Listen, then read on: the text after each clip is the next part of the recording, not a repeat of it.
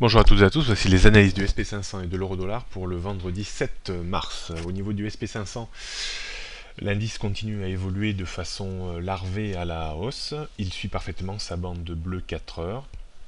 Le débordement de la zone de résistance importante constituée par les derniers précédents points hauts à 1845 points permet à l'indice d'espérer un poil plus haut, c'est-à-dire vers 1880-1890, avant peut-être un pic haussier vers 1925 points. Le niveau d'alerte remonte de jour en jour maintenant. Il est situé aujourd'hui à 1832 points. La rupture de 1832 points permettrait de revenir chercher les trois niveaux de support qui ont formaté le début d'année à 1805, 1765 et 1730 points.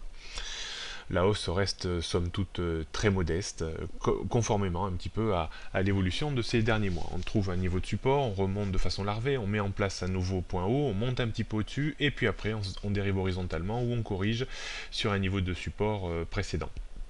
Donc toujours un petit peu le même scénario, on sent que les injections de liquidités sont toujours la tasse de thé des investisseurs à Wall Street.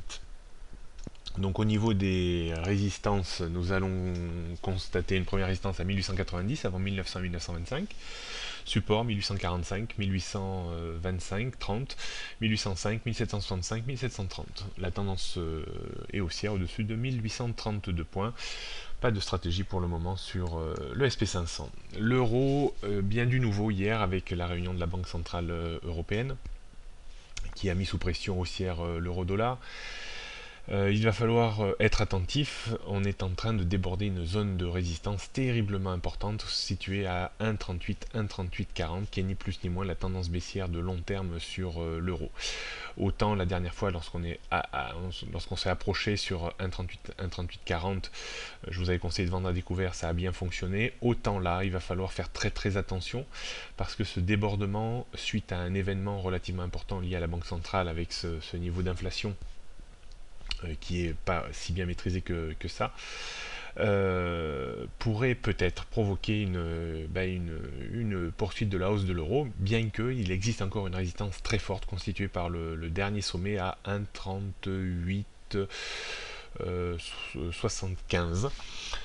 Donc ça c'est encore un niveau qui pourrait renvoyer l'euro un petit peu plus bas. Donc au niveau des supports résistance, donc 1,3894 pardon, avant 1,40.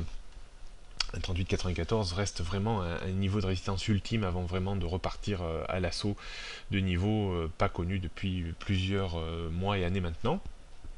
Niveau de support 1,38, 1,3710, 1,3650, 1,3550, 1,3480. La tendance du jour est haussière maintenant au-dessus de 1,3710. Je vous avais conseillé de vendre modérément un retour sur 1,38, 1,3840. Je pense qu'il va falloir être raisonnable et essayer de faire un break-even, c'est-à-dire de sortir grosso modo à l'équilibre avec un stop quand même en clôture jour à 1,3910. Voilà pour les analyses du jour. Bon week-end à tous, à lundi.